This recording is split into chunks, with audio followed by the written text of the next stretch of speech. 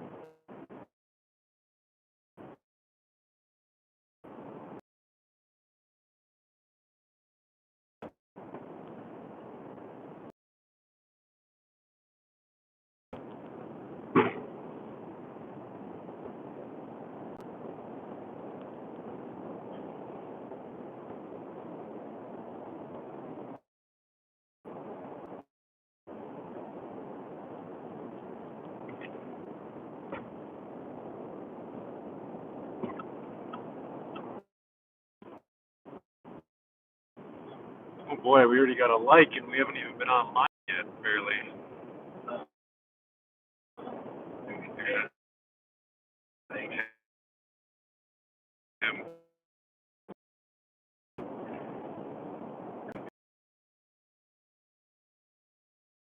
Always keeping watch over YouTube.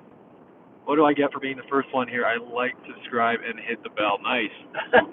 Smash like, hit subscribe. You get, buy 7, get 1 free. You get a free invite to one of the, Tim Time events that we do love to host. You get a free chicken nugget, free telly tender. Well, Tim, you would love it up here. This is, this is Vail country here. It's quite the drive. It is pretty awesome. We're up in the mountains. You can see this puppy's struggling to keep up the RPMs. You might cut in and out because we're in the mountains, but it's a nice vehicle. Hit 102 on the flats of Utah for a brief moment. So it was fun. Hope your shift went well. Sounds like you were on overnight. We made it to Richfield, Utah at about midnight. I had to take over the last hour because there was some sleep deprivation going on. And got up at 7, managed to hit the gym, get It's a treadmill because I figured, I'm going to be sitting for 8 hours today, so I do not want to be completely without moving my leg. But then we went to this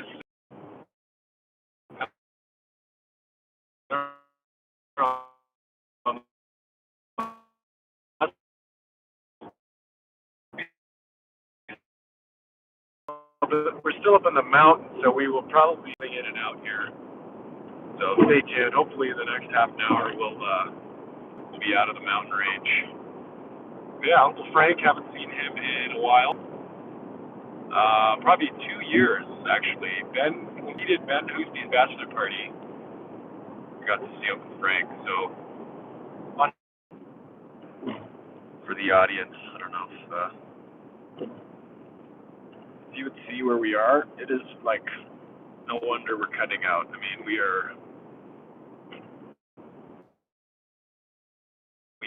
in the mountains. You guys are getting the early subscriber pass because 4:30 is when it's going to start. But I'd say we kind of have discussed everything that is to be discussed that we can think of off camera. It's probably a good thing. Controversy. I keep looking back thinking I'm going to see cop lights because we have been cruising, but it is not many cops out here. Not gaining that much time here. No, so Rod has a exam he has to take online at 4:30 mountain time, so 6:30 in the east. And I've been just pedal to the metal to get us to Uncle Frank's house, but I do not think I can make up time. So the internet gets better here in the car. Denver, we're like 90 miles from Denver, so I'm hoping, the signal should be good.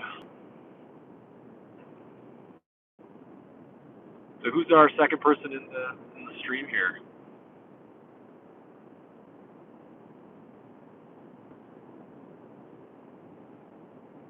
Keeping quiet? It's okay. It's okay. Just lurking.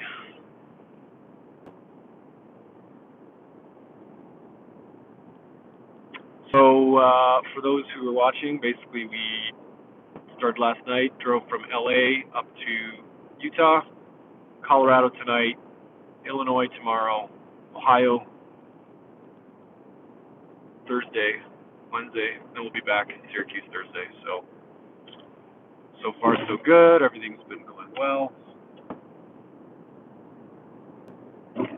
It is empty out here though. Like last night, even 10 p.m. in Utah, they're like beautiful roads, super smooth, nice and wide, and empty roads is great. And just the moon was full moon, lighting up the snow, the mountains, the ridges. It was just super cool. This morning, actually, I put my GoPro on the car, so I have some cool footage that'll come up from that. And within like 5 minutes, I hear this rocking noise, and the GoPro just went flying into the highway. And I was like, it's got to be kidding me. It's really finicky how well you can, attach it to the windshield. And the highway was pretty empty, so I just backed up probably 100 meters and picked up the pieces, and miraculously, it's fine. The lens was totally unscathed. The rest of the GoPro, a little mangled. I actually have it here. Pretty banged up, but the screen looks great, still works. And then we put it back up as we went through the canyons and passes and got some excellent footage. Excellent. Would have loved to get the drone out, but we again are on time crunch. So next time. I guess next time, I don't know.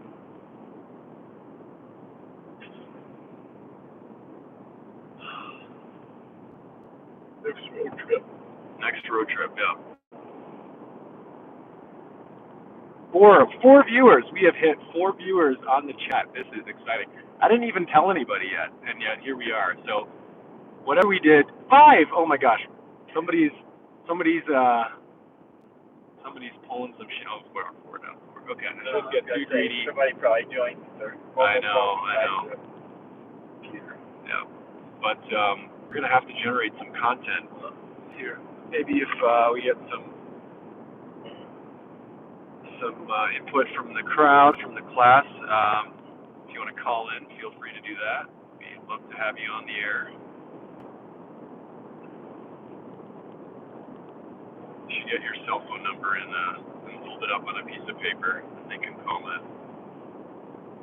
You want to write it down? Thanks.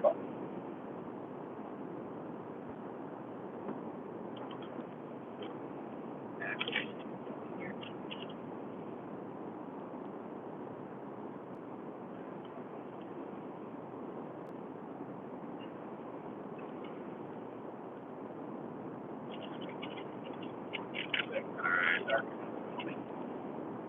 Read it. Yeah, read it. Sure. That doesn't work too well. Do you have a marker? Probably not.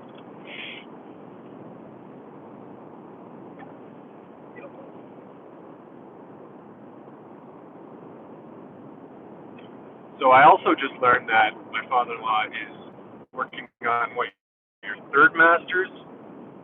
I lost track of how many you have. So he has this exam for finance, a master's in global finance. The course is international accounting. It's for a graduate degree in accounting. Graduate degree in accounting. You need 2 more courses, or not credits, but 2 more courses to get that master's. But so many masters, he's lost track. One can only hope to reach such lofty academic heights. That's the doctor. Says the doctor. I am but a cog in the healthcare corporate wheel. Yeah. But the cog is the education The mill. complex. The state college mill. The authoritarian education complex. The one person I'll give a shout out to is Uncle Brad. We should send him the stream. I'm going to send him the stream. Uncle Brad is my father-in-law's second youngest brother, right? Yeah. And he's currently in Michigan. Super interesting guy. He spent time in Taiwan. He's fluent in Chinese. Now that must be a sight when you see Tremont, Illinois guy speaking Chinese with his kids and wife. Not an everyday occurrence. But anyway, had some great, every time we connect, it's like what we were talking about yesterday, one of those people that, you kind of just take off from where you are. He's got, you get that professorial, well-rounded, well-educated guy, and just super open-minded. And I have a professorial vibe. I think so. Yeah, I think so. Okay, yeah. I mean, you're fresh in the scene, but I walked on a plane once, and I go to my seat. The guy looks up next to me and he says, "Are you a professor? You look like a professor." That's many years ago. Well, people don't think I look like a doctor. I still get the glass, probably the wild hair, people still think I'm a child. So, actually, this summer I went to go buy some boat flares from Walmart. And to be fair, when I go to Walmart, I try to blend in and wear just basically my pajamas. And I walked in with some flip-flops on and some, shorts and t-shirt. And I went to the self-checkout, and this woman, right away, some alarm went off, and this woman runs up to me. You have to be 18 to buy those. I was like, yes, I am 30. And I gave her my ID, and it was just kind of, it's one thing to think 21, but 18, she didn't think I was 18. I don't know. Maybe it's a mask. I'm just going to share this with a few more folks. Let them know we are on the live stream.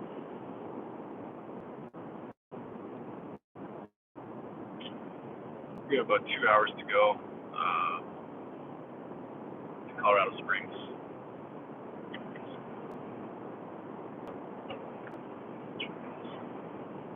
If you're ever in Colorado Springs, there's a really cool World War II museum, which was I really enjoyed seeing. They have planes, and you You can go right in them. It was really awesome. They also have the Adventures in Odyssey books on the Family Center, which I've not been to, but it's a favorite with the kids.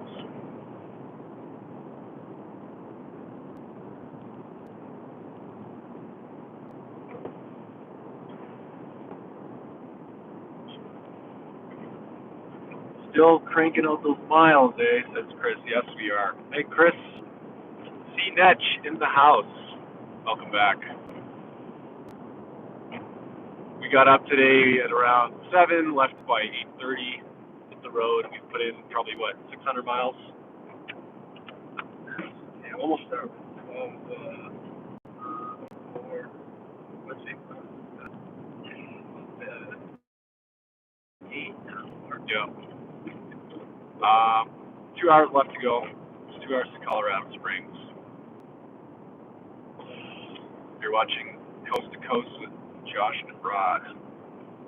Well, I guess it's 4:30. That's when we said we'd start the live stream. So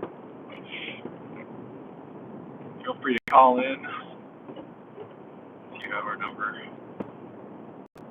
Shout out to Abigail Freund saying hi to Josh and Rod with a waving hand. Hope you're enjoying my house. Hopefully it is not too cold. Hopefully you're enjoying hanging out with Claudia.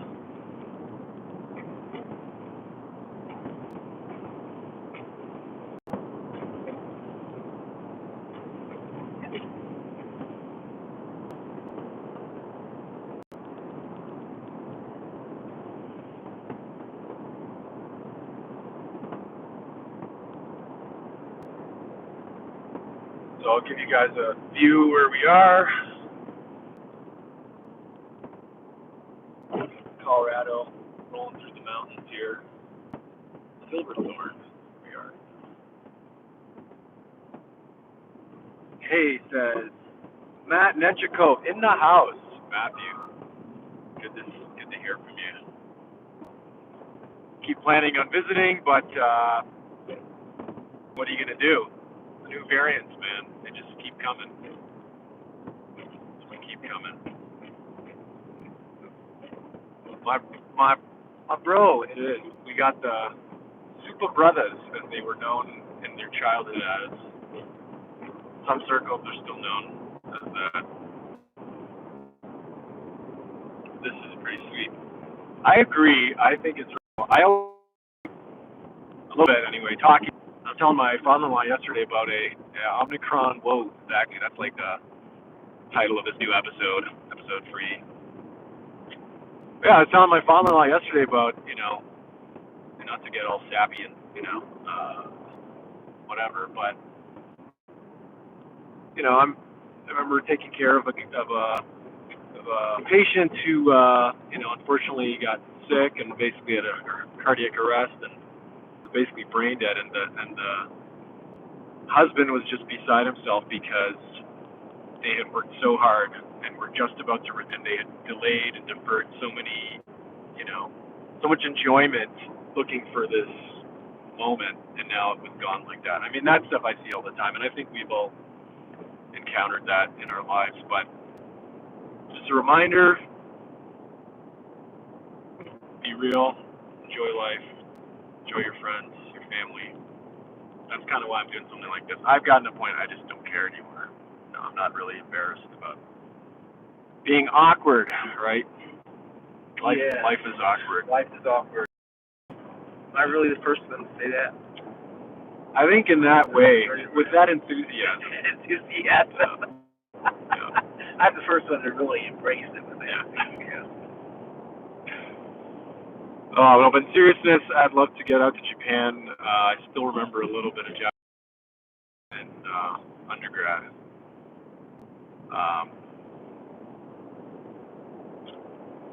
So yeah, that was fun.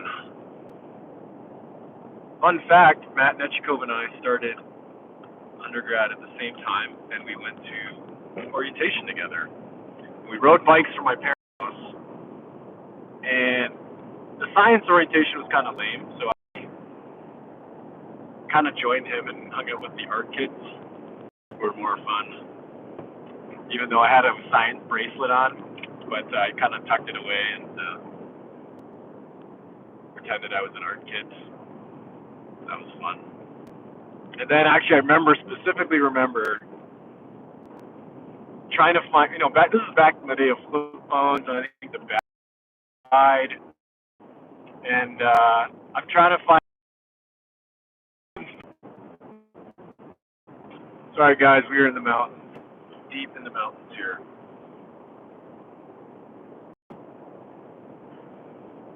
You can hear the engine revving. I'm trying to get through, trying to keep the stream alive. Let's go.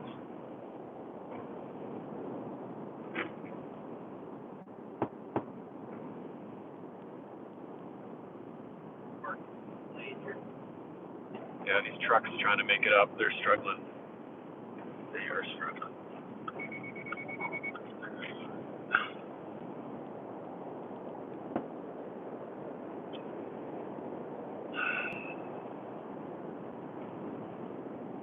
I feel like I'm in a rally car.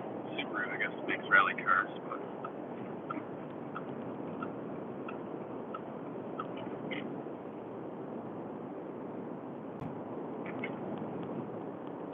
Other fun memory with the Mexico boys, can't forget, is the barbecues we would have.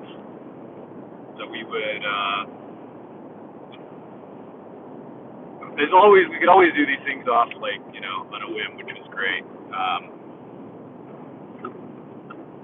Didn't need too much planning. We all just show up and bring a bunch of meats, go grab Sobeys or wherever, and just last minute everybody grabs some meat.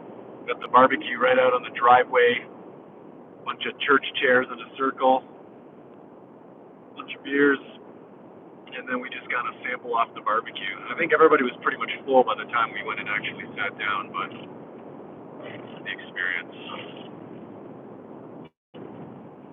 the bonding. Oops.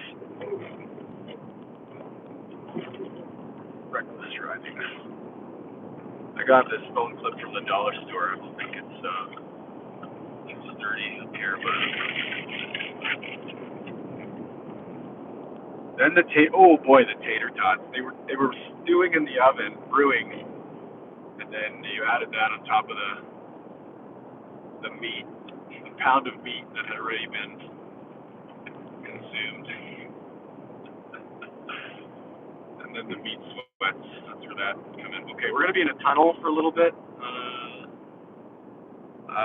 So I'm sure we're going to lose connection here. So we'll be right with you after these messages.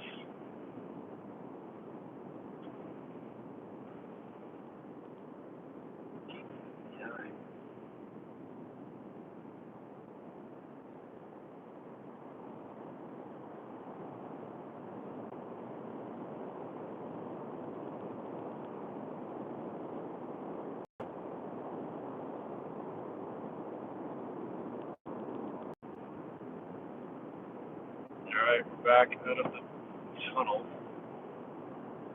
45 downhill. 44 miles downhill. Wow. There's me 45 miles uphill on the other side. Yeah.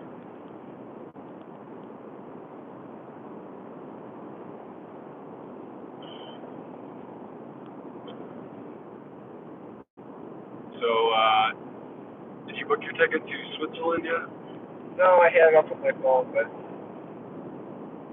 sorry. Wow.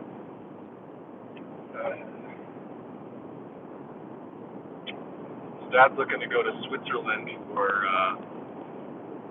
right after Christmas. With COVID, I've been getting some deals here. A new variant coming in. It looks like everybody's got the same idea. They want to all go to Switzerland after for the holidays. Oh, slow down. Going downhill and we're slowing down.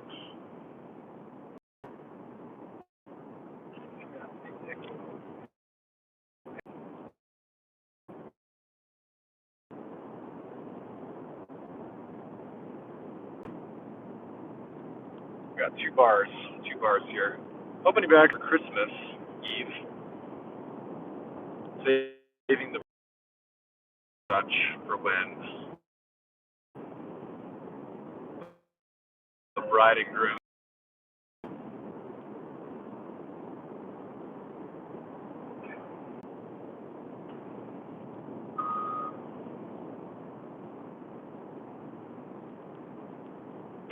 So my computer kept quit charging again here for some reason.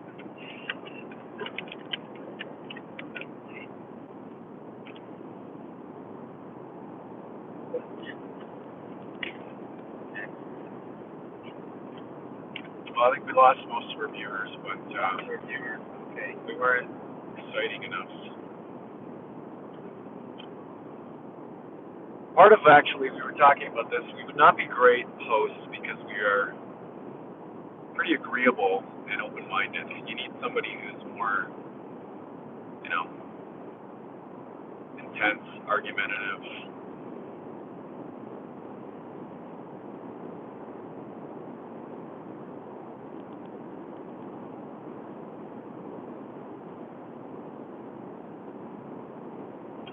Well, I hate to do it. Should we talk about COVID? I've avoided the topic for much of the past 2 years.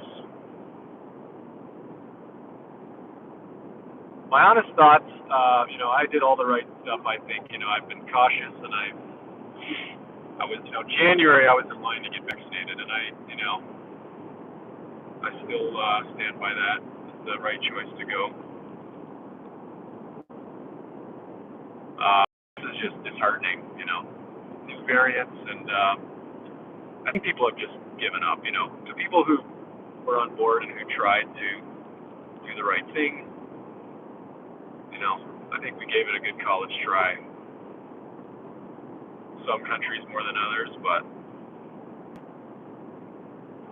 I'm really of the camp that I really hope this Omicron is mild. I mean, on some occasions that's the case. Vaccines don't seem to.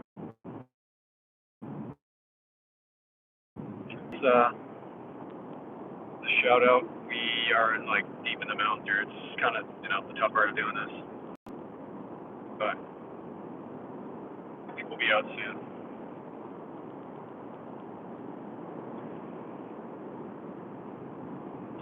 Shout out to Ben Hoosty, who dropped a comment. He's been tuning in.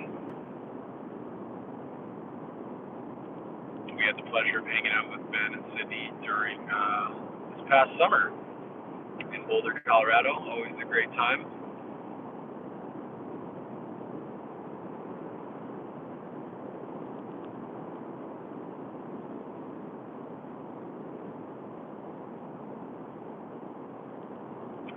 Anyway, so I was saying about my brother Sam does a great Fauci impression. A lot of my siblings are really good at doing impressions. It's something we inherited somehow. At risk of losing signal, I was saying that I felt I got pretty good at it when I was there, but I've lost it pretty quick. But he would say something like, at least 2 to 3 to 4 more years and another booster or two, maybe possibly we can start to think about removing our masks outdoors. Anyway, something like that. Like I said, I'm not as good at it.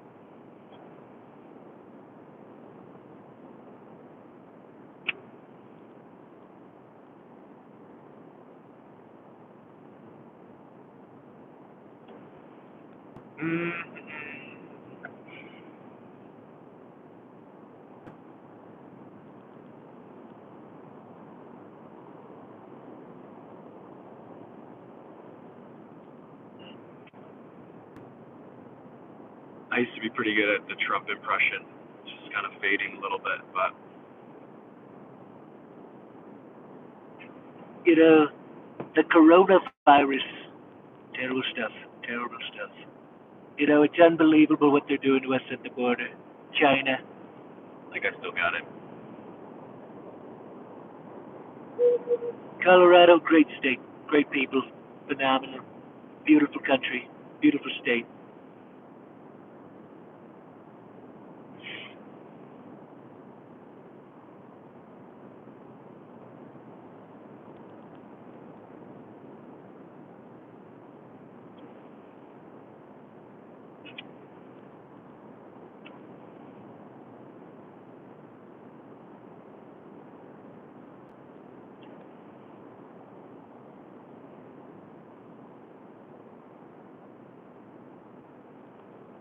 Ho hum.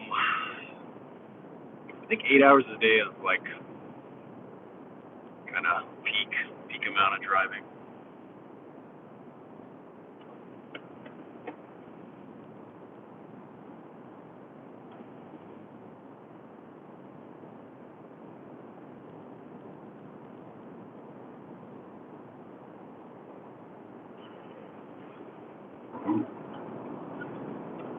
So what's going on?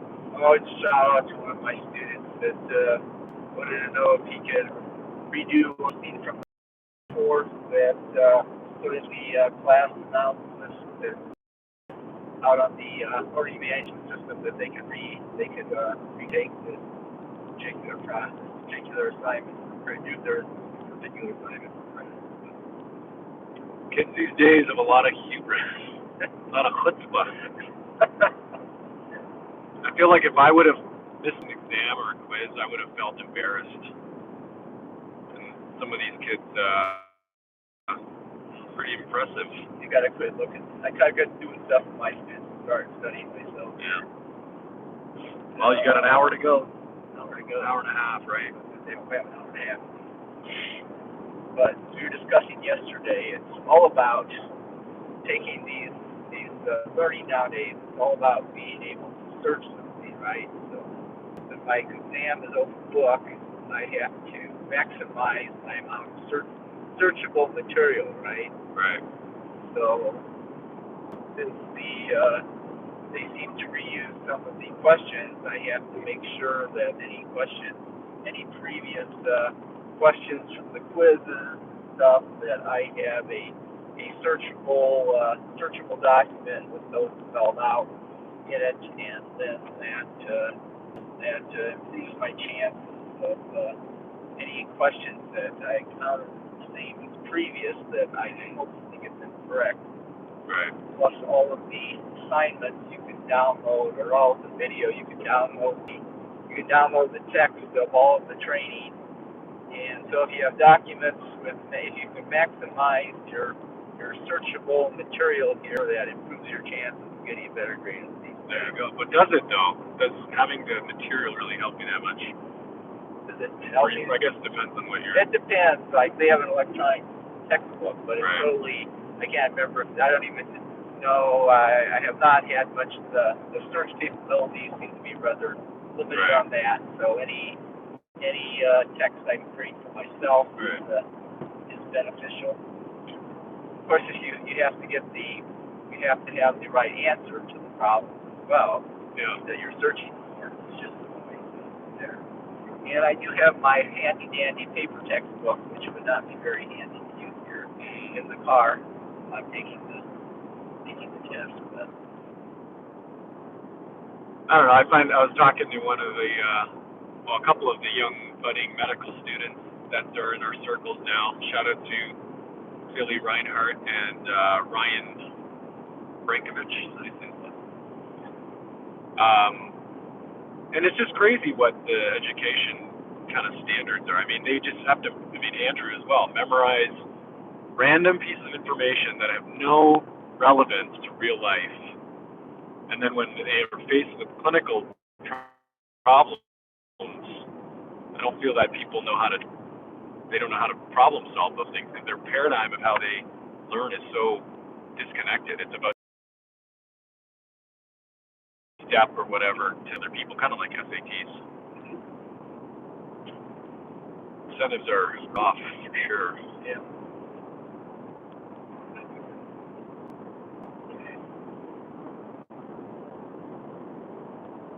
Not that anyone's asked, but in terms of board exam, I think I spent about $15,000 on licensing exams, and that's not I didn't fail any yet. But it just seems like it's built just to make the money off of you. Gatekeeping, Yeah. Hi to our viewer. If you haven't tuned in yet, we are doing Coast to Coast with Josh and Rod. This is driving Emily's car, her new sister-in-law, daughter-in-law, from California to Syracuse. She couldn't have moved to a more opposite place, is all I'm going to say. Oh, I enjoy it though. I like Syracuse. I'm happy and content where I am now.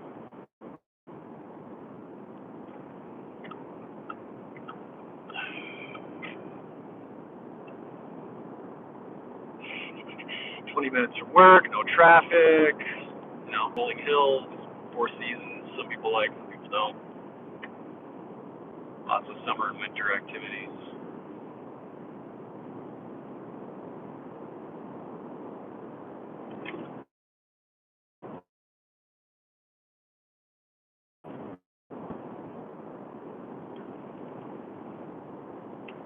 So don't need these.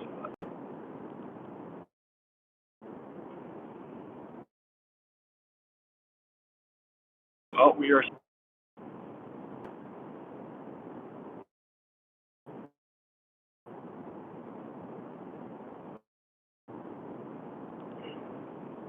Collected a lot of dust on the windshield here from a long day of traveling.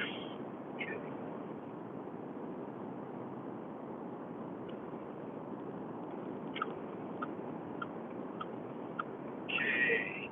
I have posted my syllabus. What happens here? Let's see if I.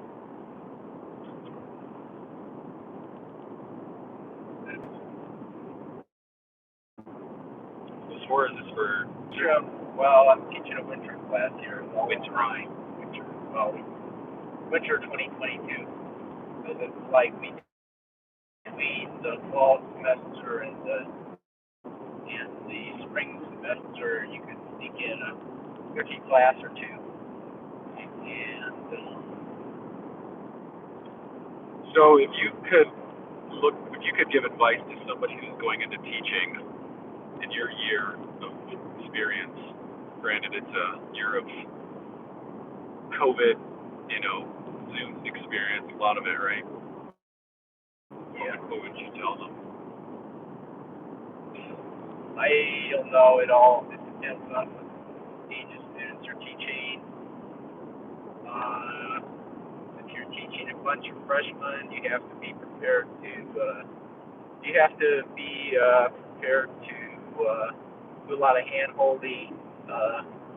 Remind them that they have assignments due. Remind them they have quizzes or tests due, and you have to be ready for a lot of course now here during COVID. There's more than ever, but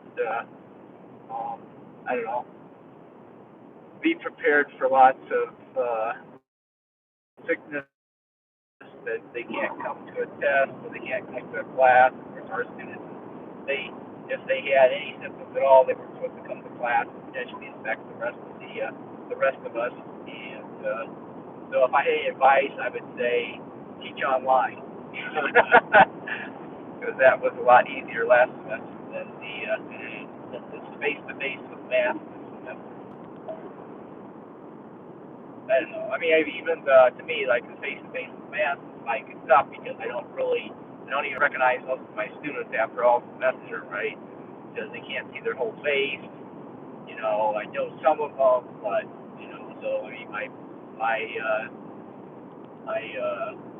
director of said, well, face-to-face would be a lot better. You'll get a big personal connections with the students and know your students, but just because of the continual COVID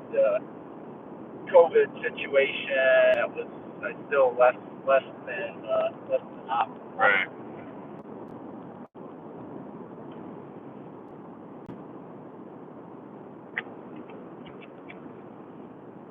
Down in the valley again, so this is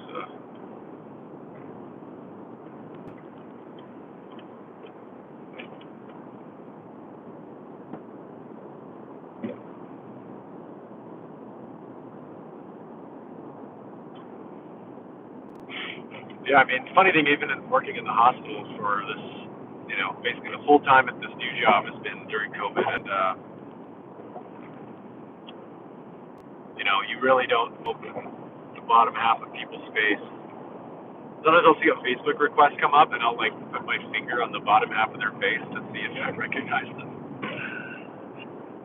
And the other funny thing is, you're always kind of shocked a little bit when somebody takes their mask off. It's something your brain must fill in the rest of the space of what their jaw and their nose looks like. It's always not what you expect. It's kind of funny.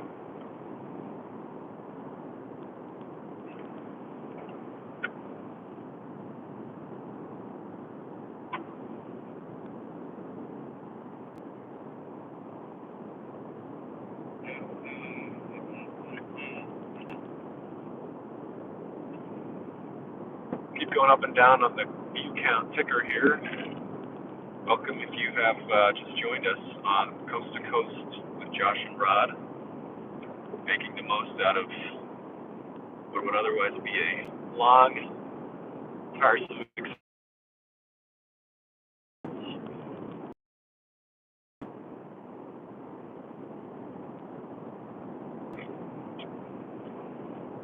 Some of you may know, actually, last summer we found an RV,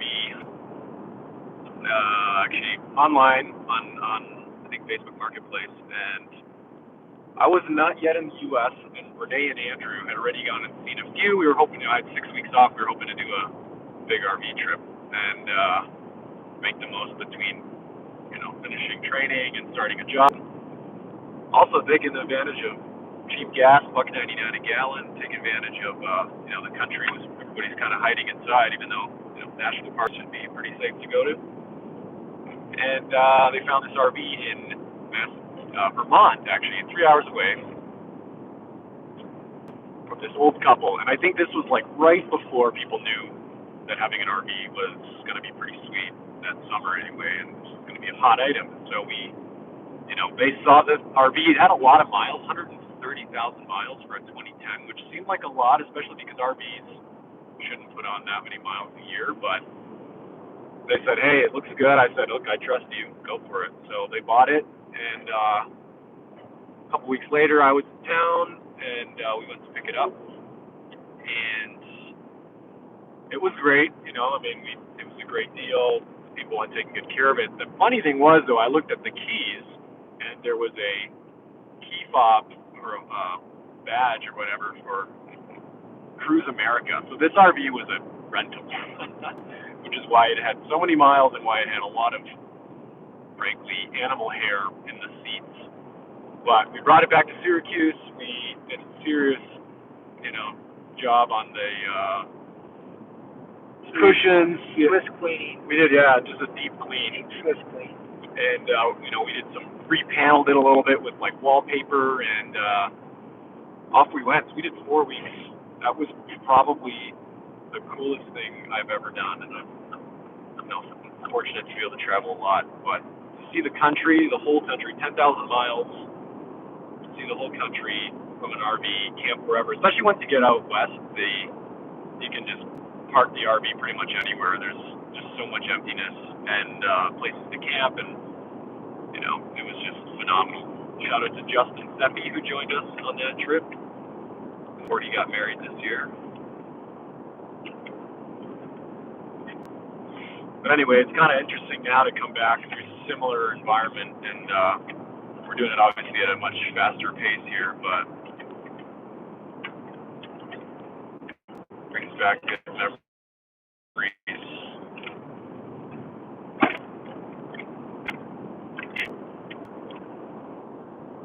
Don't mind me, I'm doing the whole disconnect, reconnect, trying to figure out why the battery isn't charging on my laptop. You see, we are on schedule here to arrive before 4:30 at the moment. Wow. It's fine. I'm showing an ETA of 4:24 here. So made up some time. It's great. Made up some time here.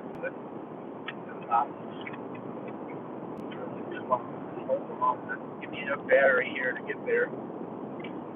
But then that's so weird. It's not working. It feels right. And I don't have the battery thing with The light on. like power light. That means power. But that's the other.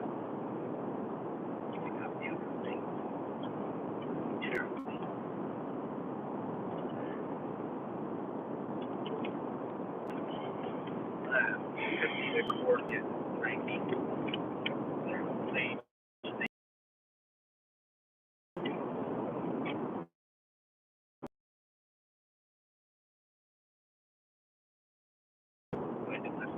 Dad, what did you guys do growing up for Christmas?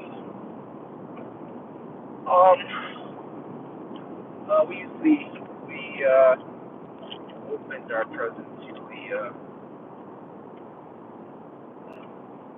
Christmas Eve as well. Usually we go to my I'm trying to remember now. I went to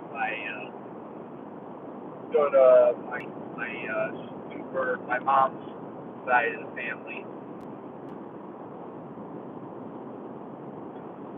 and I can't remember, we had for Christmas Eve, and we started there, and then we got older, we'd come home, and we got older, when it went over Christmas Eve. I guess we were young, then we would come home, go to bed, and then the next morning we'd get up and we'd open presents for Christmas Day, and then we'd go to church 8 to 10, thereabouts.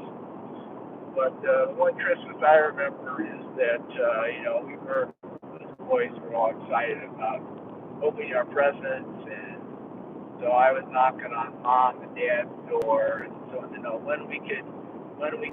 they were going to get up, when we could open presents, and so they said, oh, when Dirk's awake, then we can do it. Dirk was the youngest; he was still in the crib.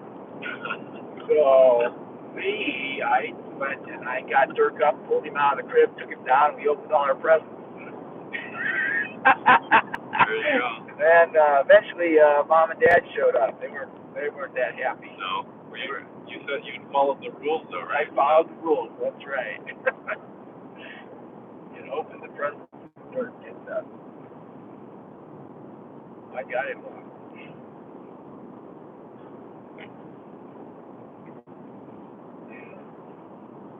I got the other thing. We used to go to my grandparents for Christmas Eve, and when we left, for all the cousins, my grandfather had 12 kids, not all of which were always home for Christmas, of course, but there's 40 cousins in my generation, and so a lot of them are still in the area, and a lot of times the aunts and uncles and the kids might visit for Christmas too, as well. And so we would overflow my grandparents' house with all the family, and then before we went home, my grandfather would always give everyone an orange and a Hershey's chocolate bar. They had a habit of giving out the orange and the chocolate on Christmas as well to the kids. I thought that was kind of interesting. All right, we are coming down the valley here, and you can see kind of in the distance the plains as you come out of the foothills here.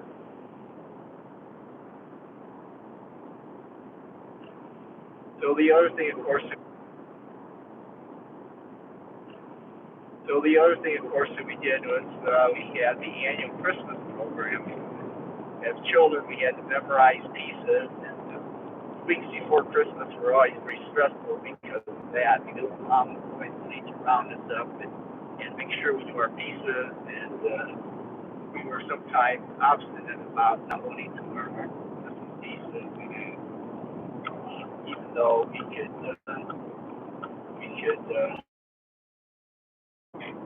when we put our minds to it, we could do it relatively, just like most kids, we could do it relatively well with the older people. But I remember one Christmas I had piece, and it was a pretty long piece, and I learned it all. And then, like the couple of days before Christmas, the Christmas program, my cousin also had a piece. She got sick, and then they made me memorize her piece as well, so I could say it. So I don't know. I have as a child, I think I was damaged early on by the stress of Christmas program pieces. Yeah. I think what you're doing to these these Young minds. young minds, giving them the stress, the adult stress, before their time. It's interesting when you're forced to learn to memorize something. It's so much more painful than, kind of like we were talking about with like literature. If it's something that is of interest, you can sit there and read all day and discuss and have all, but if you're like kind of forced to, I would say with like Renee, she'll have, read a book in like high school or college, but it was under different circumstances. It's not Right. about, it wasn't about enjoying the literature or like the nuance. It was like, what's the paper going to be on, and what's the that exam's going to test me on things that I had to memorize. So I don't know. It's just interesting how the same thing can be. It can have such a different impact on you. Well, yeah, I find that too. Even now, still, like, okay, I'm studying something. I say, wow, this is really interesting, but to go beyond it, I'm interested in pursuing this further, but it's not going to be on the Not test. worth your time. So I don't have the time to do this, but someday when I'm not just sitting around retired and I got nothing else to do, it'd be interesting to look at. Someday when you're retired, huh? Someday when I'm retired, like international accounting here, it's really kind of interesting, but it'll be more interesting after the class, after the final exam is over at night.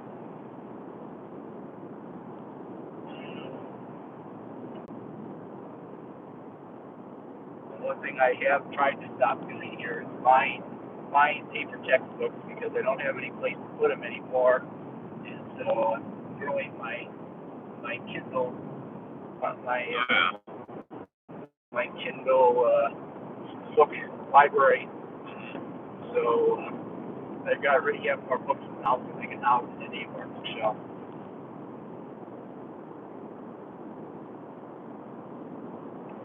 But then when they're Kindle, I don't see them either. I don't read them. Right. Not as present. Well, shout out to our viewers. We got 3 currently joining in. We're on our way to Colorado Springs. Be there within 2 hours or so. Crossing from LA to Syracuse, 40-hour trip. Stops in Colorado, Tremont, Illinois, Akron. I think I need to get off here, don't I? Colorado Springs. Smell a lot of rubber and burning brake powder. Come on, buddy. Shoot, these are Right. Colorado Springs. It's not sunny either. 4 viewers, welcome. Is it this different way? Yeah, it's a different way. Uh-oh. Okay. Did our route just get longer? Hasn't figured it out yet. Well, I hope, Emily, I did not ruin your brakes. Rerouting. Ooh, got shorter. Did it? There you go. That's what we want to see. Well, we're in beautiful Colorado here, folks. Let me give you the front view here for what it's worth. We just got out of the mountains, and we are heading to Colorado Springs.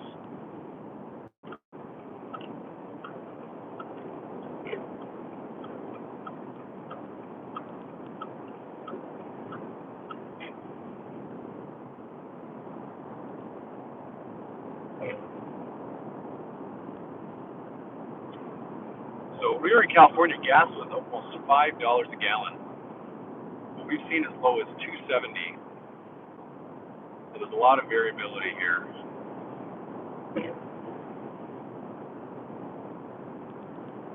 Weather has been phenomenal. No snow, no rain so far. There was some snow on the ground in Utah. Colorado, nice and dry, very brown. My ears are popping.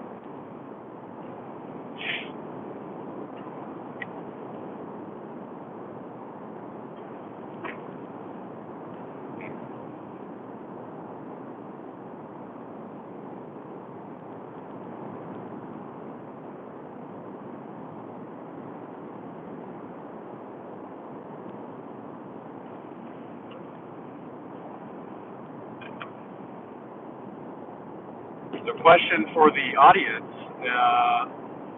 Place you would like to travel to once this is all cleared up. Well, or not, you can go anytime. I mean,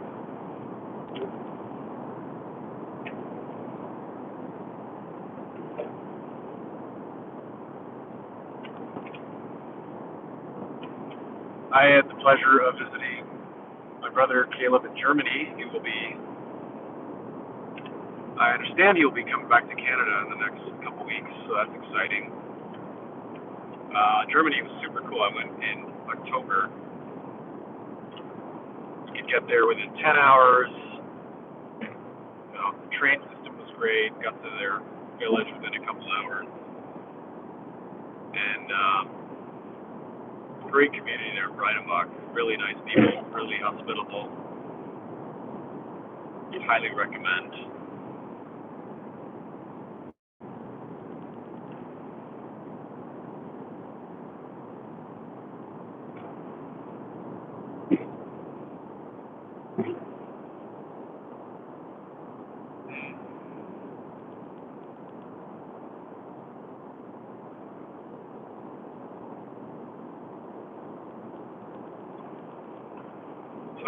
I find that if whether you like to travel or not is a very personal thing.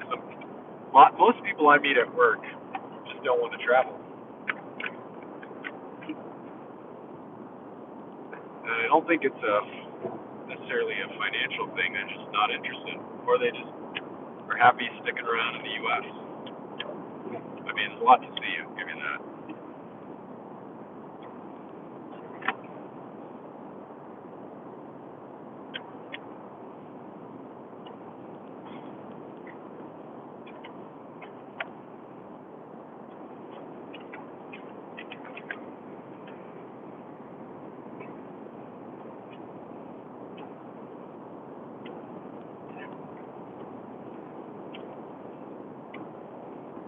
Any last minute studying you need to get in? Yeah, should. I don't know. I'm starting to get apathetic. Yeah. I'm getting apathetic and getting really apathetic, but I gotta get my head into this at least.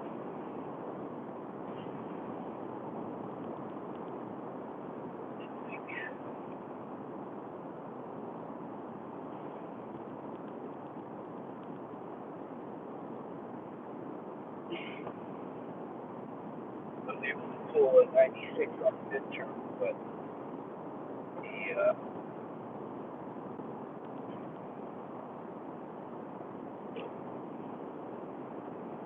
So I'm waiting on my last board exam result to come in for the next month. I took it a month ago for ICU in the U.S. There's something weird though when like your whole life you've been chasing or striving for something, and then now there's not really much left in that regard anyway.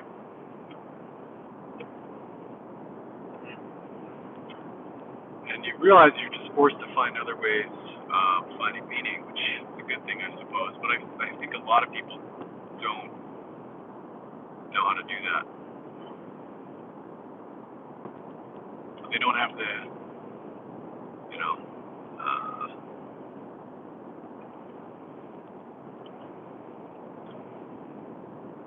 don't have the means to fill the God-shaped hole as we heard about in the sermon.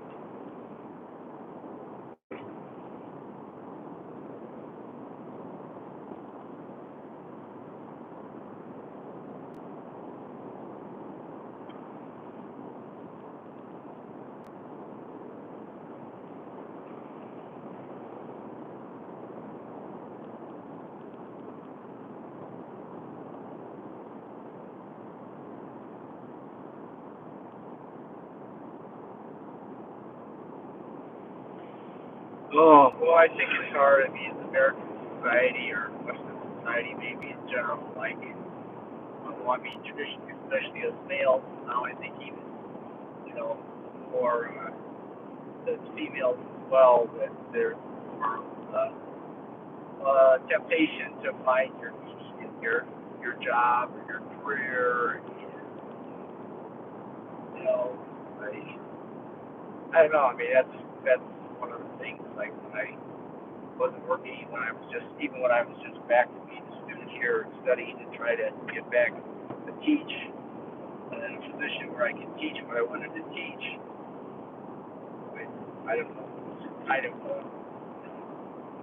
when we, as Americans, one thing that's kind of unique is when we meet each other, when we do new people, the first thing you ask is, well, what do you do, right? It's a very common question. In all society, other societies, that's not really the norm. In America, in North America, that's what we do. And Why do you think we do that?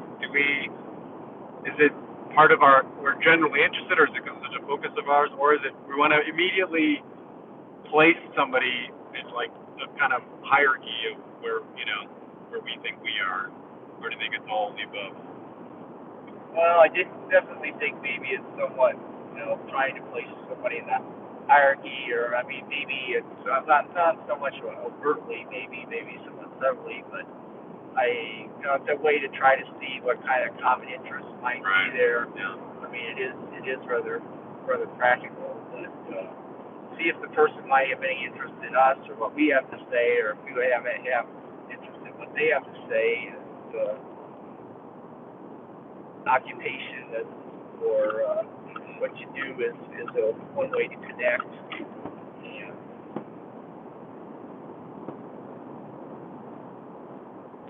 Yeah.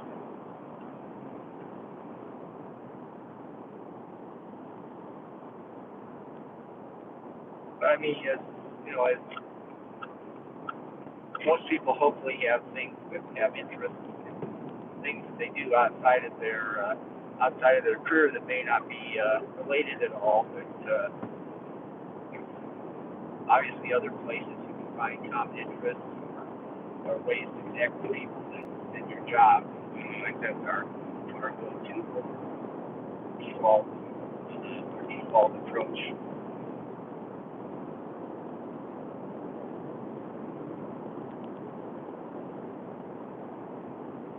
You were talking the other day about identity. So if you meet some of my colleagues here in the doctoral program, they're big into studying identity, treating that as part of their research, and I don't know. One of those things that interested me is looking more into that. There's also credit in the research on identity, not necessarily the traditional research or not. Not really, no. What are kind of the key points or the takeaways? Yeah. So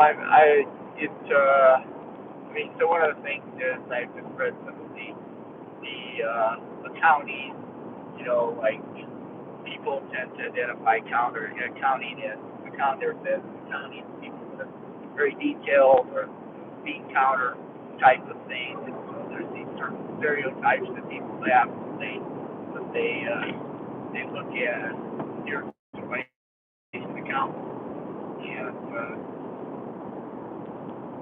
course, my research is going more in the other direction. Well, I guess my research is kind of in line in some ways, because if all of this new technology and artificial intelligence in particular, or the combination of these automation technologies and artificial intelligence comes together. Right, yeah. You said the other way about counting. No, he's throwing back my quote as a classic. I said, what are the key takeaways? What are the key points or takeaways? He's like, that's a classic. So, hi Brian, welcome to the chat. Glad you could join us. So I really haven't gone deep into the traditional literature, but the thing is, from different occupations, people, there's certain perceptions that you have different occupations even. Right? You're in marketing or whatever, right away. I think you're extroverted and you're a sales type of guy, and being an introvert, I'm going to go back and that's what we sold to. Right. No, for sure. That type of thing, or well, as you can see, I'm a key points kind of guy. I'm a takeaway kind of guy. I think Brian could probably relate. No, I mean, I think probably that's partly what I'm coming to realize for my own self is like when your identity's so much been placed in career or whatever, it's kind of like all your eggs are in that basket, if that, and that's where like fear of failure comes from, and because you're worried if that goes away, like what do you have left, and I think I'll think, obviously kind of the cookie cutter answer is like ultimately our identity is as Christians, and that's where we find our purpose and all that stuff. But I think we kind of get sucked up in this identity of status or wealth, or I mean even within our circles, there's status that's kind of not necessarily related to those other things. There's a different level of status, whether it's in church or Yes. So Yes. My son kept telling me that as a Bible class teacher that I had extra status in church. Somehow I never really crossed my mind that was a status position. But,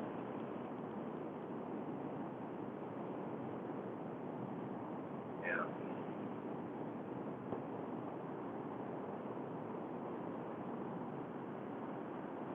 Well, and then there's status of in our if you have children, then you have higher status. You have a wife, or if you have a spouse and children, then supposedly society confers on you higher status, right? really, Well, I don't know. I mean, I just read it's something probably about changing. that an article about single people feeling that they were they don't get the benefits of society in their the systemic culture is against there's systemic bias to the culture that's against them, right? They have to pay more in taxes. They have to of course nobody ever considers the marriage penalty, which I think is still around. I think we talked about that the other day. But anyway, they feel that in some ways sometimes they're called to carry more of the workload at work because you have parents that say, oh, I got to cut out 3 because I have to go to Right. a kids game or that, and that everybody expects them to stay because they don't have anything better to do with their lives, right? Yeah. So, yeah. But obviously I was single for a long time. Things have changed a little bit, huh? I think it's awful to see the people feel like having the older generation. We present the older generation now. It's the middle. When I say the older generation, of course I meant my parents' generation. But it's always important. It was important to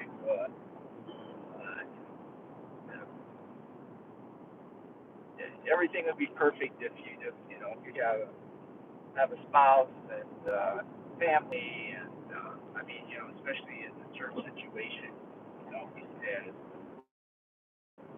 the canals with the human experience or something. Cut off, pick the high spot, the triangle here. Did we? Uh, Weird. It didn't. Maybe it's a toll road. Well, this is a toll lane. could be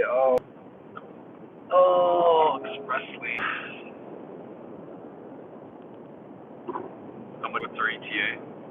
we're 19 now. So it's another 40 minutes or so. I guess I probably don't want to be in the express lane. That's tolls.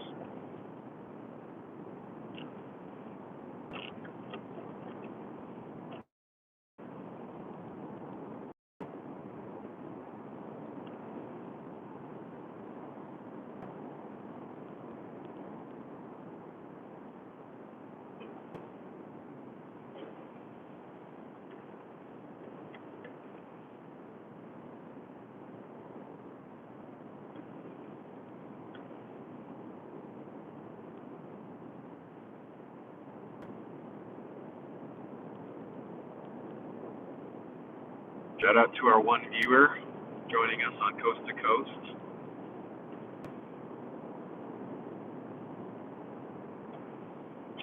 So the view count I see is only one, but I feel like sometimes there's some lurkers there. I don't know if they don't necessarily trigger the view count because I see them drop chat sometimes. That's okay. Enjoy having you here.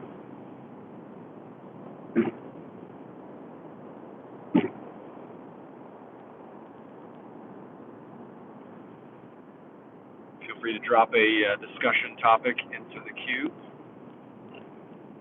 Oh, getting some traffic. We finally got this box to not fly into our face every time we hit the brakes. So hopefully there's nothing in there that's too fragile, Emily, because it is being firmly compressed.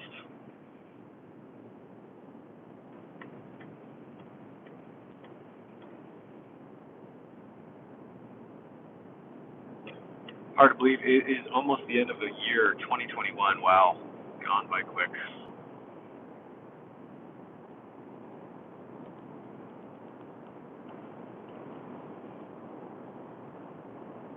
Welcome to our second viewer currently on the chat. We're just rolling up to Colorado Springs in the next 45 minutes. Watching Coast to Coast.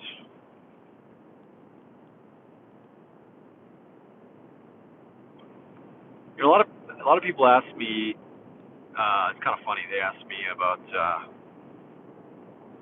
how do you like it moving to the U.S. And they, expect me to be gushing and it's so much better than Canada. At the end of the day, it's different. I'm not, I fully accept. One is not the same. Rachel Rigich, I assume, is Rachel now Paymer. Welcome to the chat. Actually, funny enough, Rachel could comment on Canada versus U.S. I like living in the U.S. I do. I very much like growing up in Canada. Canada was very nice. Going to school was super cheap. Healthcare, I never paid anything. I mean, you pay in your taxes, but hardly any more than I pay not any more than I pay in taxes in New York anyway. Society was a lot more collective. Not completely, not like Northern European collective, but just felt more friendly, at least where I was. In the U.S., I mean, if you are well off, life is great. And good job. Got some shout out USA from Van Hoosty. Rah rah, let's go. Go Team USA. Go USA. But I think actually, at the end of the day, I think these things are cultural. It's a mix of culture and history. So culture in the U.S. ultimately is more competitive. And there's pros. If you're not a little bit fearful, and you also don't feel free to innovate, you're not going to be busting out the new ideas, the new Apple, the new Tesla, that's what's happening. I fully admit that, and I think that's the sell. We're in the middle of the city. I don't know how we're dropping signal, but anyway, you'd think that we would want the best and brightest and everybody to be here who is innovative and risk-taking. I don't know if that's the shared sentiment, but so anyway, U.S., it is competitive. The downside of that is it's kind of, if you are not felt to be, have made right decisions in life, or you were unlucky enough to be born in a really poor family or bad circumstances, it's kind of like too bad for you, I think that's the side I see. I personally see it a lot more as a doctor. I don't think, I think that part is a little, and that's maybe why physicians are often more progressive-minded. We just see the carnage. We see the people suffering a lot more. Upper class, upper middle class. U.S. is great. Canadian middle class lifestyle is great, and upper, obviously, and lower. I think it's just overall. I mean, and it scores higher on like every quality of life metric and all that stuff, but it's just a different vibe, and so much of it's baked in the culture. It's baked into like how you grow up and go to school, and when people ask me questions about Canada and they don't hear what they want to hear, I often find they right away just get angry because they're not actually interested in nuance or discussion. It's about, I want you to tell me how great what I have is. And funny thing is, they've usually never traveled anywhere. So, you know,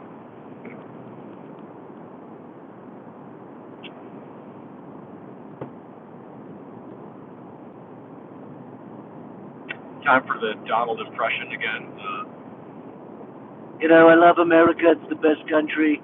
Canada sucks. You know, it's just, I just like to build a wall in the northern border, just block them out. The Canadians can just suck on their maple syrup candies. Something like that.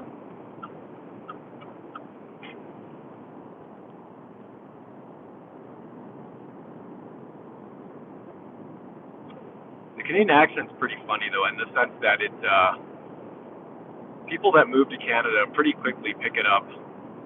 And people that leave, I think, take a while to lose it. You still say A? And the reason I have a theory about the word "a" is that there's not a replacement word. So it's one thing to replace how you're saying certain sounds. For example, I now say house a little bit more like that than house, because part of it is at work, for example, if I say things in the Canadian accent, it just trips people up, and it's just like an unnecessary distraction. I don't want to have to, you know, so I kind of adapt to how people speak. But "a" is a word that there's not really a replacement, so I can't, you know, I guess but it's just like people way. So I still say "a" pretty often. Detroit, and this guy lives in Canada and he works in Detroit. And so he'd talk, and then he demonstrated how he could switch seamlessly from Canadian to American, you know, and it was just like, you know, he could change his accent completely, you know, because he had spent all this time, you know, in Detroit and in Canada, going back and forth every day, and so like when he comes across the border, he switches into his English accent, and when he goes back home, then he switches back to his Canadian accent. And it was really, I didn't realize what a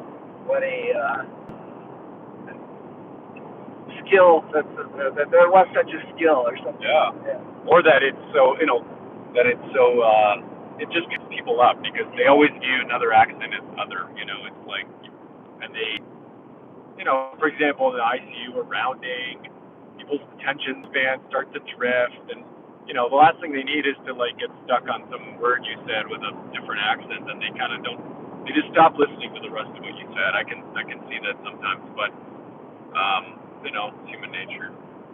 Funny enough, when I was 20, I flew to London with a bicycle, London, England, and I tried to speak with a British accent. Just similarly, I didn't want to stick out, and I don't think it worked, because I got some weird looks for sure. I remember I went to a Subway and I ordered a coffee. I probably sounded something like, "Hi, could I have a cup of coffee, and a sub or a breakfast sandwich?" Yeah, so just didn't really work.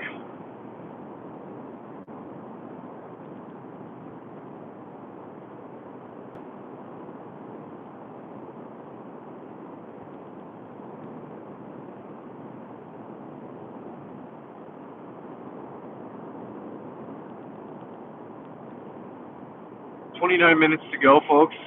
Stay with us." ETA we're trying to get there on time. Not contributing as much today, which is fair. It's okay. I don't want to distract you in the last final moments of studying.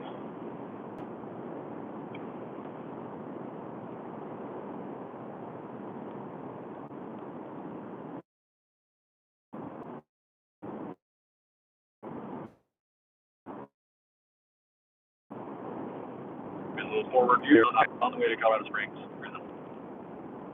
Thanks to everybody. Yeah. 30 minutes to Colorado Springs. Hello to our new guests joining Coast to Coast. Josh and Rod.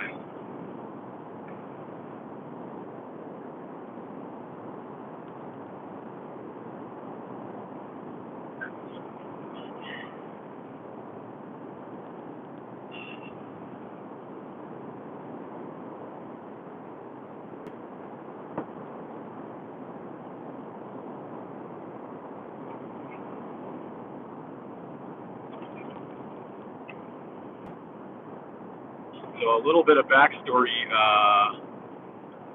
on Andrew, the lovely room.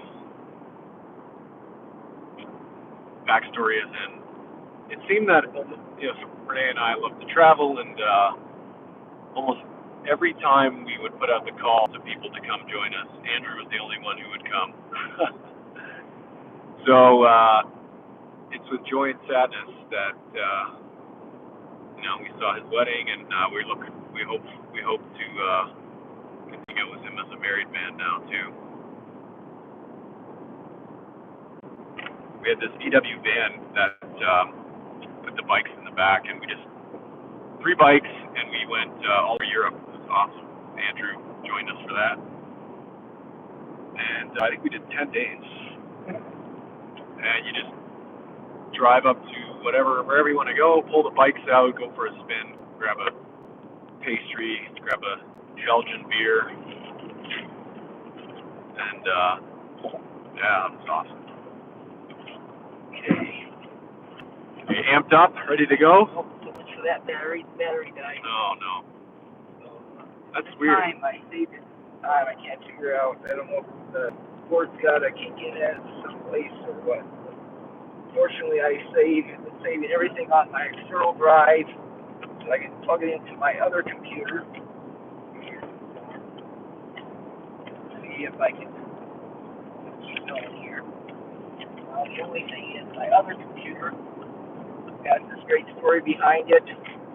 Like during right about the time COVID started, it started having these funny flashes on the screen, and so I took it down to the Geek Spot at Best Buy and sent it in. They said, well, COVID's on. It's gonna take 4 weeks to get it done. So 8 weeks later, 6 weeks later, I get concerned. I start calling about it, and they said, oh, the medicine of the manufacturer, and so finally, after I think it's 8 to 10 weeks, I get it back. And they say, oh, sorry, we couldn't fix it. It's too old. It requires a part. It's not that old. And I was like, I didn't believe them. So anyway, I let it sitting on my desk. I got it sitting on sitting in my room here for months, waiting to see. I don't know.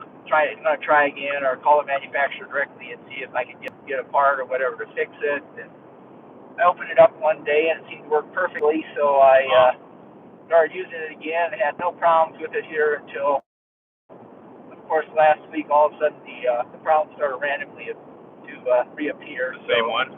Yeah, the same one. So I imagine if I try to use it today here, it'll all of a sudden here my final exam will be about the time it's backed up. But hopefully the charger on the other one will kick in before the final if I get it into a regular home outlet plug.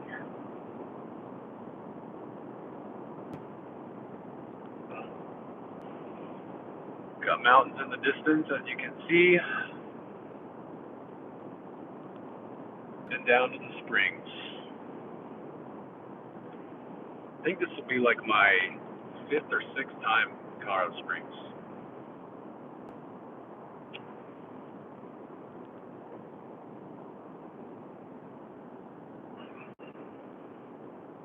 Classic, the comments. I'm not sure the context. I think that was Renee, so it's very classic. Classic computer problem. Computer problem, yeah. I think Renee's always amazed at how much mass of electronics you're able to bring on a given trip. I wanted to bring up this MacBook, formerly my MacBook. But it's maintained by my wife.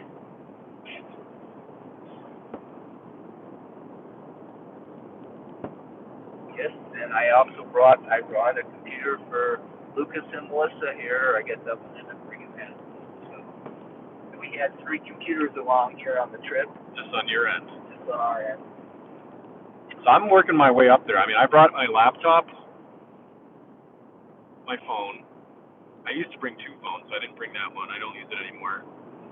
My GoPro, my Pocket Cam, which has the gimbal stabilizer, which I love, my drone, and I guess that's it. But that's a lot. That's a lot of electronics. But at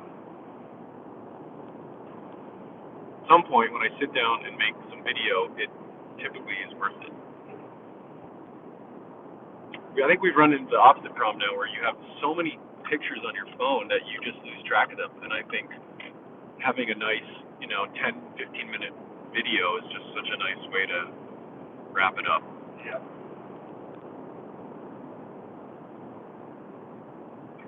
Well, it's a race against the clock. We have 1 ticket left on the gas tank. And how much time? You have 21 minutes. We're probably fine. We should be fine. You won't believe how much gas I put in the 13.2 gallon tank. Yeah? I put in 13.5. There you go. I probably could have fitted more, but I kept looking to see if I kept looking on the car to see if it was really just filling out the other end someplace I could figure out. We started off with a really full tank. Mm-hmm. Well, there's 50 miles left on the Monitor, so we should be fine then.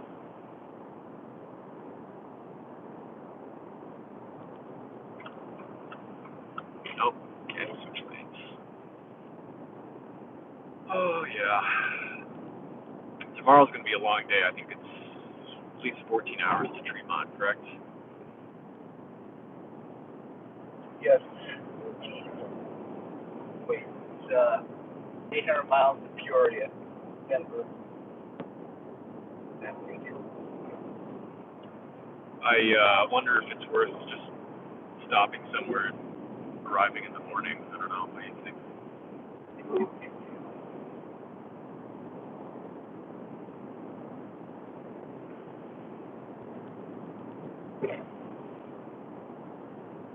Kind of run out of podcasts to listen to. I'll podcast it out.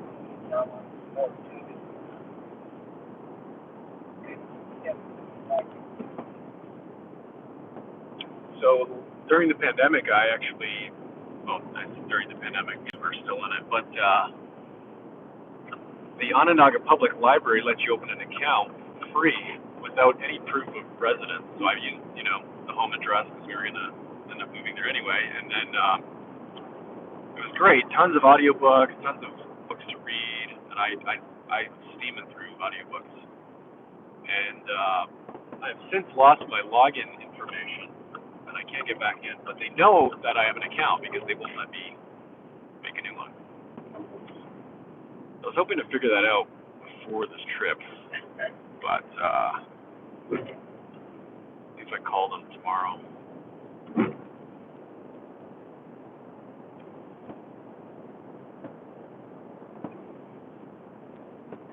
Shout out to your public library. They make great up-to-date content, and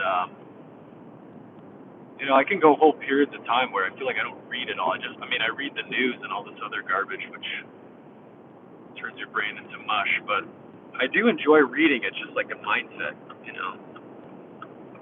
When you're in school, you don't really have the bandwidth to do it, but audiobooks are nice in between.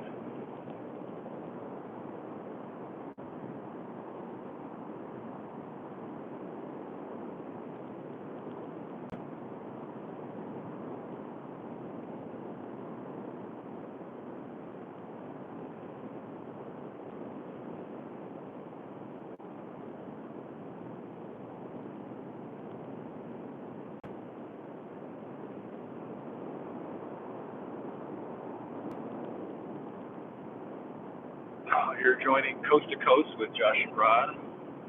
Rod is busy right now because he has an exam in 10 minutes. We'll be in Colorado Springs in about 15 minutes, and at which point we will say goodbye, probably before then.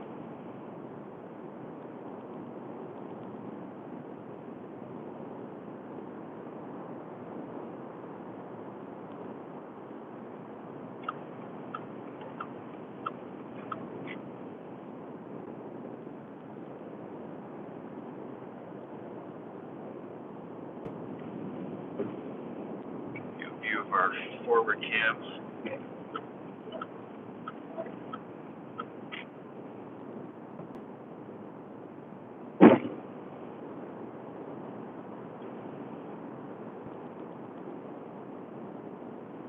I'll admit, this car is really smooth to drive. Like, I took it up to 102 miles an hour without really noticing.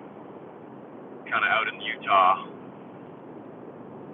flat Utah with wide open highways.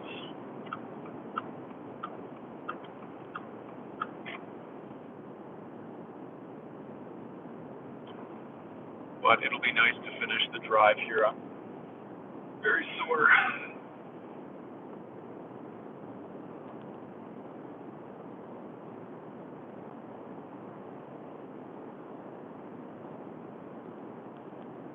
Alright, we get off at 5 miles, so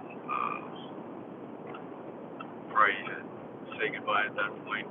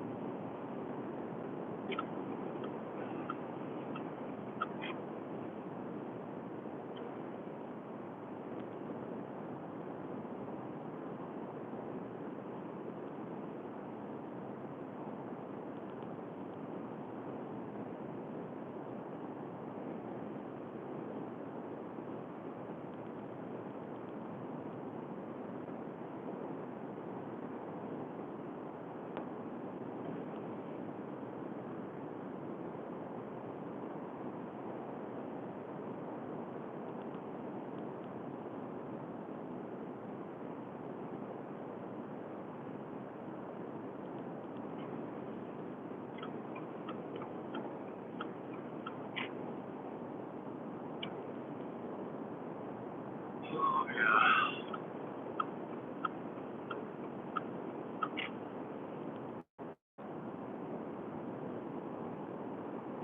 Colorado is one of those places where I kind of feel bad for not visiting enough, but it's kind of in the middle, and I mean, it's a lot of places in the middle of nowhere, but it's like, you really gotta commit to get here, you know?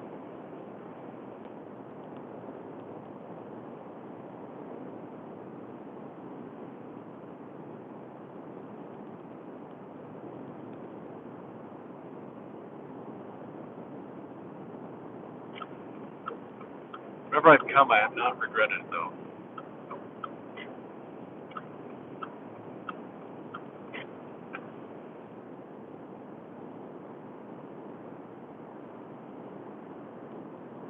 Last time we were here, we spent some time in Boulder, and which is a super cool time. Been there twice.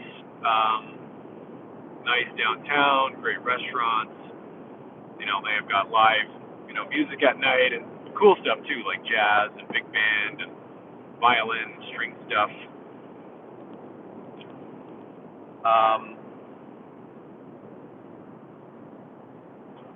Anyway, when we were here last time, we went up to Magnolia Road, which was about a mile up in the mountains, like a mile elevation, and we ran up in the mountains, and It was tough. I mean, running at elevation was crazy. We saw some pretty elite runners up there. I think I made about 4 miles before giving up the ghost. Ben and my wife did 8 at least. Impressive stuff. Well, we're getting off the highway here, so we will soon be in probably poor cellular coverage. So we're going to sign off. Tomorrow we'll be back, get you some more content. We'll have Rod back online, I think, right? Yeah, well, yeah, so do I. I Sort of. got some more student duties for my doctoral program tomorrow. Okay. We'll figure it out. We'll have to divide it between those. All right, and then we will we'll have some callers tomorrow. Until then, stay safe and see you later.